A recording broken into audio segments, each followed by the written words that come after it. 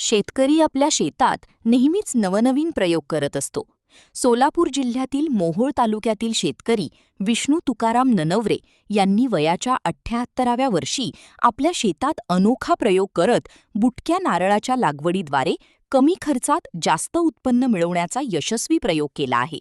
या शेतीतून त्यांना 12 महिने उत्पन्न मिळत असून लाखोंची कमाई होत आहे.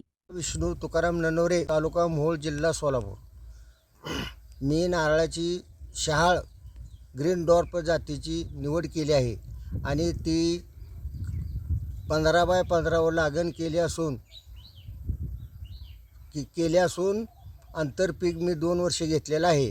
याचे उत्पन्न चांगल्या प्रकारचे आहे आणि आता 3 वर्षानंतर एका झाडाला 50 ते 60चा ॲव्हरेज आहे आणि व्यापारी सोलापूरचे 30 रुपये येऊन घेऊन जातात.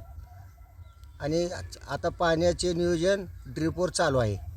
खतं म्हणले तर मीठ, गावखत 1846, 19, सुपर आणि मळी अशा प्रकारचे कमी पैशात लागण करतो. आणि फळ गळा लागले तर कॅल्शियम आणि बोरॉन सोडाची 1 महिन्यातून पद्धत आहे. आणि स्लरी, गाईचं शेण, मूत्र, 2 किलो गूळ, 2 किलो बेसन हे ड्रिपमधनं सोडतो. त्यामुळे फळगळ होत नाही आणि त्या पिकांना कलरसुद्धा छान येतो. आणि हे आंतरपीक तुम्ही सगळ्या शेतकऱ्यांना सांगतो की तुम्ही कमीत कमी 1 एकर नारळाची बाग लावण्यात काय हरकत नाही. बाकीचं काय नियोजन असेल ते मी वरचेवर सांगत जाईन. याचं एकदा नारळाचं हार्वेस्टिंग तोडणी चालू झाली तर किती दिवस चालतं याचं फळ? हे वर्ष सतत चालू राहते. 12 महिने. हां, ह्याचं भर वर्षातनं 3 वेळा असते. एक टेम्परेचरमुळं लाभत नाही, पण सरासरी हिवाळ्यातला टेम्परेचर उन्हाळ्यात येतो ते लाभतं, भरपूर येते. काय किती खर्च येतो पण याला एकंदरीत सगळा?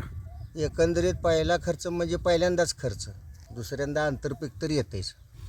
पहिल्या वर्षी म्हणजे रोपाचं नियोजन, खड्डे खाणणे, गावखत घालणे, मीठ घालणे हाच पहिला खर्च. आंतरपीक तर 2 वर्ष येतेच.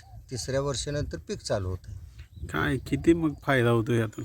माझं जवळजवळ कमीत कमी 1.5 लाख रुपये वर्षाला. आता एक भरचे झाले, आता दुसरं भर निघायला चालू आहे. ह्याच्या पुढं आता काय होईल दिपावळीपर्यंत. किती भर होते तो वर्षातनं 4 भर असतात, पण आपल्याला 3 भर सर्वसाधारण 3 भर लागतात. आणि मग कसं मार्केट असतं? मार्केट काय व्यापारी येऊन घेऊन जातात शहाळ म्हणून. उन्हाळ्यात कसं चालतं? उन्हाळ्यात सरसकट म्हणजे उन्हाळी पावसाळ्यात चालते, कारण व्यापाऱ्याला बांधूनच दिले ना. आणि लहान मुलं, गरोदर स्त्रिया, म्हातारी माणसं असं डॉक्टरनं सांगितले शहाळचं नारळाचं पाणी प्या म्हणून. ती नारळ शेतकरी येऊन घेऊन जातात. आजूबाजूचे बी गिरायक आहे आणि व्यापारी बी येऊन घेऊन जातात.